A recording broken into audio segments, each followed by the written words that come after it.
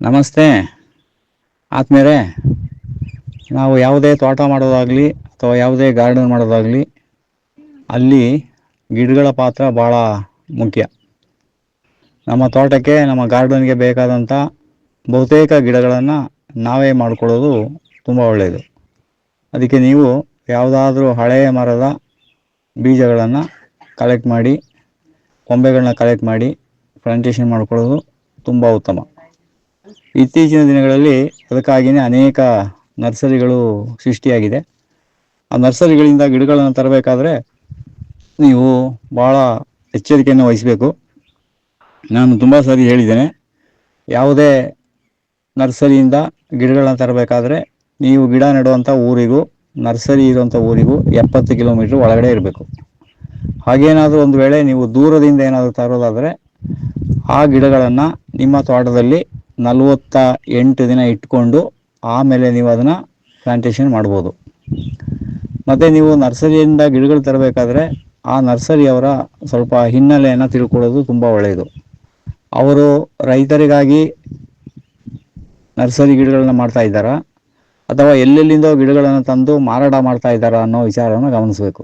ಏಕೆಂದರೆ ಕೆಲವರು ಅನೇಕ ನರ್ಸರಿಯವರು ಬೇರೆ ಬೇರೆ ರಾಜ್ಯದಿಂದ ಗಿಡಗಳನ್ನು ತಂದು ಹೆಚ್ಚು ದಿನ ಇಡೋದೇ ಇಲ್ಲ, ಬೇಗ ಪಟ ಅಂತ ಮುಗಿಸ್ಬಿಡ್ತಾರೆ. ಅದನ್ನು ತಾವು ಸ್ವಲ್ಪ ಹುಷಾರಾಗಿ ಗಮನಿಸಬೇಕು. ಬಹುತೇಕ ನರ್ಸರಿಯವರು ಗಿಡ ಅವರೇ ಮಾಡ್ತಾ ಇದ್ದಾರೆ ಅಂತ ನೋಡಿ ತರೋದು ಒಳ್ಳೆಯದು. ಒಂದು ವೇಳೆ ಅವರು ಬೇರೆ ರಾಜ್ಯದಿಂದ ತಂದಿದ್ರು ಅವರು ತಂದು ಆ ಜಾಗಕ್ಕೆ 48 ದಿನ ಆಗಿದೆಯಾ ಅಂತ ನೋಡಿ ತರೋದು ಒಳ್ಳೆಯದು. ಪುನಃ ನಿಮ್ಮಲ್ಲಿಗೆ ತಂದು ಇಟ್ಕೊಂಡಾಗ ಅದನ್ನು 48 ದಿನ ದೂರ 70 ಕಿಲೋಮೀಟ್ರ್ ದೂರದಲ್ಲಿದ್ದರೆ ಅದನ್ನು ಮಾಡೋದು ತುಂಬ ಮುಖ್ಯ. ಆಮೇಲೆ ಯಾವುದೇ ನರ್ಸರಿಯವ್ರನ್ನ ನೀವು ಅವರ ಸ್ವಲ್ಪ ಹಿನ್ನೆಲೆಯನ್ನು ಗಮನಿಸಬೇಕು. ಅವರು ಸ್ಥಳೀಕರ ಇದೇ ಕೆಲಸವನ್ನು ಮಾಡ್ತಾ ಇದ್ದಾರಾ ಅಲ್ಲ ಕೇವಲ ವ್ಯಾಪಾರ ದೃಷ್ಟಿಯಿಂದ ಮಾಡ್ತಾ ಇದ್ದಾರಾ, ಇದೆಲ್ಲವನ್ನು ತಿಳ್ಕೊಂಡು ಮತ್ತು ಅವರಿಗೆ ಕೃಷಿಯ ಬಗ್ಗೆ ಅನುಭವ ಇದೆಯಾ, ಆಮೇಲೆ ಅವರಿಗೆ ನರ್ಸರಿ ಬಗ್ಗೆ ಅನುಭವ ಇದೆಯಾ, ಇದೆಲ್ಲವನ್ನು ತಿಳ್ಕೊಂಡು ನೀವು ಆಯ್ಕೆ ಮಾಡೋದು ತುಂಬ ಒಳ್ಳೆಯದು. ಯಾಕೆಂದರೆ ಗಿಡಗಳನ್ನ ನೆಡೋದು ನಾವು 1 ಸರಿ 100 ಸರಿ ಯೋಚನೆ ಮಾಡಬೇಕು. ಅದರಿಂದ ನಾನು ಇದನ್ನು ನಿಮಗೆ ಒತ್ತಿ ಹೇಳ್ತಾ ಇದ್ದೀನಿ. ಆಮೇಲೆ ಅವರ ನರ್ಸರಿಯಲ್ಲಿ ನೀವು ಗಮನಿಸಬೇಕು, ಯಾವುದೇ ಚಪ್ರವನ್ನು ಹಾಕಿರಬಾರ್ದು. ಚಪ್ರವನ್ನು ಹಾಕಿದರೆ ನಿಮ್ಮಲ್ಲಿ ಆ ಗಿಡಗಳು ಬಂದರೆ ಬಹುತೇಕ ಸತ್ತೋಗ್ತವೆ. ಓಪನ್ ಪ್ಲೇಸಲ್ಲಿ ನರ್ಸರಿಯನ್ನು ಬೆಳೆದಿದ್ರೆ ಅದಕ್ಕೆ ಒಂದು ಮಾನ್ಯತೆಯನ್ನು ಕೊಡಬೇಕು. ಆಮೇಲೆ ನೀವು ನರ್ಸರಿಯನ್ನು ನೀವು ಮಾಡಬೇಕಾದ್ರೆ ನೀವೇ ಮಾಡ್ಕೊಳ್ತೀನಿ ಅಂತ ಹೇಳಿದ್ರೆ ಯಾವುದೇ ತೆಂಗಿನ ಗಿಡ ಆಗಲಿ ಅಡಿಕೆ ಗಿಡ ಆಗಲಿ ನೀವು ಮಾಡೋದಾದರೆ 40 ವರ್ಷದ ಗಿಡದಿಂದ ಬೀಜವನ್ನು ಆಯ್ಕೆ ಮಾಡ್ಕೊಳ್ಬೇಕು. ಅದನ್ನು ಆಯ್ಕೆ ಮಾಡಿಕೊಂಡು ತಂದು ನೀವು ಅದಕ್ಕೆ ಏನೇನು ಬೀಜೋಪಚಾರ ಮಾಡಬೇಕು ಆ ಬೀಜೋಪಚಾರ ಎಲ್ಲ ಮಾಡಿ ಆಮೇಲೆ ಅದನ್ನು ಗಿಡ ಮಾಡಾದಮೇಲೆ ನೀವು ಅದನ್ನು ಪ್ಲಾಸ್ಟಿಕ್ ಕವರಲ್ಲಿ ಯಾವ್ಯಾವ ಗಿಡಕ್ಕೆ ಒಂದೊಂದು ಥರದಲ್ಲಿ ಬೇರೆ ಬೇರೆ ಥರ ಇರ್ತದೆ ನರ್ಸರಿ ಮಾಡೋದು. ಅದನ್ನು ನೀವು ಗಮನಿಸಿ ಮಾಡ್ಕೊಳ್ಳೋದು ತುಂಬ ಒಳ್ಳೆಯದು. ನೀವು ಈಗ ಫೆಬ್ರವರಿ ತಿಂಗಳಾಗಿರೋದ್ರಿಂದ ಆಲ್ಮೋಸ್ಟ್ ನಿಮಗೆ ಎಲ್ಲಾದರೂ ಹಳೆಯ ತೆಂಗಿನ ಮರದಲ್ಲಿ ಇದ್ದರೆ ಅದು 40 ವರ್ಷ ತುಂಬಿರಬೇಕು, 60 ವರ್ಷದ ಒಳಗಾಗಿರಬೇಕು. ಆಮೇಲೆ ಆಲ್ರೆಡಿ ಅದರಲ್ಲಿ 8 ರಿಂದ 10 ಗೊನೆ ಇರಬೇಕು. ಅದು ಸ್ವಾಭಾವಿಕವಾಗಿ ಬಿದ್ದಿರೋ ಕಾಯಿ ಆಗಬೇಕು. ಮರದ ಕೆಳಗಡೆ ನಿಂತ್ಕೊಂಡು ನೋಡಿದ್ರೆ ಚಂದ್ರಾಕಾರ ಕಾಣಬೇಕು. ಇಂಥ ಕಾಯಿಯನ್ನು ತಂದು ಅದರಲ್ಲಿ ಪೂರ್ಣವಾಗಿ ಚೆನ್ನಾಗಿ ಫಿನಿಷಿಂಗ್ ಆಗಿರೋಂಥ ಕಾಯಿಯನ್ನು ಸೆಲೆಕ್ಟ್ ಮಾಡಿ 3 ತಿಂಗಳು ನೀರಲ್ಲಿ ಹಾಕಿ ಆಮೇಲೆ ನಾವು ವೀಡಿಯೋದಲ್ಲಿ ನೋಡಿ ಅದನ್ನು ಹೇಳಿದ್ದೀನಿ ಅಂಥದ್ದನ್ನ ಆಯ್ಕೆ ಮಾಡ್ಕೊಳ್ಬೇಕು. ಅಡಿಕೆ ಈ ಮರ ಆಳೋ ಮರ ತುಂಬ ಎತ್ತರವಾಗಿ ಬೆಳೆದು ಆ ಕಡೆ ಈ ಕಡೆ ಆಡ್ತದೆ. ಆ ಮರ ವಾಲೋ ಮರ ಅಂತ ಹೇಳ್ತಾರೆ. ವಾಲ್ಬೇಕು ಆ ಕಡೆ ಈ ಕಡೆ. ವಾಲೋ ಮರದಿಂದ ನಿಧಾನದಲ್ಲಿ ಗೊನೆಯನ್ನು ಹಗ್ಗ ಕಟ್ಟಿ ಬೀಳಿಸ್ಕೊಂಡು ಅದನ್ನು ತರಬೇಕು.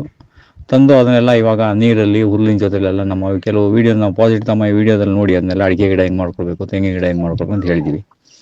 ಬೀಜ ನೀವು ಆಯ್ಕೆ ಮಾಡೋದಾದರೆ ಹೋಗಿ ನಂಬಿಕೆ ಇರುವಂಥ ತೋಟದಿಂದ ತಂದು ನೀವು ಬೀಜವನ್ನು ಆಯ್ಕೆ ಮಾಡಿ ಅದನ್ನು ನಟ್ಕೊಳ್ಬೇಕು. ಆಮೇಲೆ ಅದಕ್ಕೆ ಬೇಕಾದಂಥ ಮಣ್ಣನ್ನು ತಯಾರು ಮಾಡೋದು ಭಾಳ ಮುಖ್ಯ. ನೀವು 30% ಕಪ್ಪು ಮಣ್ಣು, 30% ಕೆಮ್ಮಣ್ಣು, ಆಮೇಲೆ ಒಂದು 30% ದನದ ಗೊಬ್ಬರ, ಇನ್ನೊಂದು 10% ಮರಳು. ಇಲ್ಲಿ ಮಳೆ ಗಿಳೆ ಹೋದಾಗ ಚರಂಡಿ ಸೈಡ್ದಲ್ಲೂ ರೋಡ್ ಕಡ್ದಲ್ಲೂ ನಿಮ್ಮ ಗೇವಿನೊಳಗೂ ಎಲ್ಲೋ ಮಳೆಯಿಂದ ಬಂದು ಹರಿದಿರೋ ಮಣ್ಣಿರುತ್ತೆ. ಆ ಮರಳನ್ನ ಮಿಕ್ಸ್ ಮಾಡಿಕೊಂಡು ಅದನ್ನು ಲೇಯರ್ ಆಗಿ ಅದನ್ನು ಮಾಡ್ಕೊಳ್ಬೇಕು. ಅದನ್ನು ನಮ್ಮ ವೀಡಿಯೋದಲ್ಲಿ ತುಂಬ ಸಾರಿ ನಿಮಗೆ ಹೇಳಿದ್ದೀವಿ.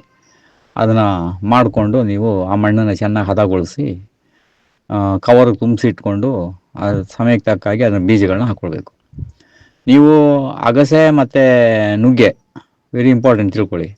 ಪ್ಲಾಸ್ಟಿಕ್ ಕವರಲ್ಲಿ ರೆಡಿ ಮಾಡಿ ಇಟ್ಕೊಂಡು ಅದಕ್ಕೆ ಬೀಜ ಹಾಕಿ 30 ದಿನದ ಒಳಗಡೆ ನೀವು ನಟ್ಬಿಡ್ಬೇಕು. ಪಪ್ಪಾಯ ಗಿಡನೂ ಅಷ್ಟೇ, ನುಗ್ಗೆ ಗಿಡನೂ ಅಷ್ಟೇ, ಅಗಸೆ ಗಿಡನೂ ಅಷ್ಟೇ.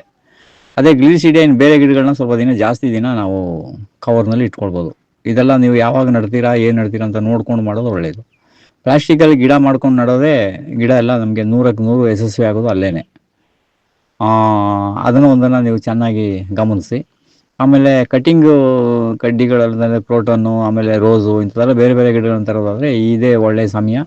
ಈ ಸಮಯದಲ್ಲಿ ಕಟ್ ಮಾಡಿ ತಗೊಂಡು ಬಂದು ನೀವು ಕವರ್ಗಳಿಗೆ ಮಣ್ಣು ತುಂಬಿಸಿ ಇಟ್ಕೊಂಡು ಅದನ್ನು ನಟ್ಬಿಟ್ರೆ ನಿಮಗೆ ಬೇಕಾದಾಗ ಅದನ್ನು ನೀವು ಗಿಡಗಳನ್ನ ನಿಮ್ಮಲ್ಲಿ ನಟ್ಕೊಳ್ಬೋದು. ಅದಕ್ಕೆಲ್ಲ ಏನು ಸಮಯ ಇಲ್ಲ. ಮೇ ಜೂನ್ ತಿಂಗಳು ಬರ್ತಾಯಿದೆ ಅಂದಾಗ ಗಿಡ ಹುಡ್ಕೋದಲ್ಲ, ಗಿಡವನ್ನು ಈಗಲೇ ಆಲ್ರೆಡಿ ಹುಡುಕಿ ರೆಡಿ ಮಾಡಿ ಇಟ್ಕೊಳ್ಳೋದು ತುಂಬ ಒಳ್ಳೆಯದು. ಮತ್ತು ತುಂಬ ಜನ ಈಗ ತೆಂಗಿಗೆ ಈ ವರ್ಷ ರೇಟ್ ಆಗಿರೋದ್ರಿಂದ ದಿನಕ್ಕೆ 1,000 ಗಿಡ ಆರ್ಡ್ರ್ ಬರ್ತಾಯಿದೆ. ಆ ಥರ ಗಿಡನ ಕೊಡೋಕ್ಕಾಗಲ್ಲ. ಗಿಡ ನಿಮಗೆ ಬೇಕು ಅಂದರೆ ನೀವು ನಮಗೆ ಒಂದು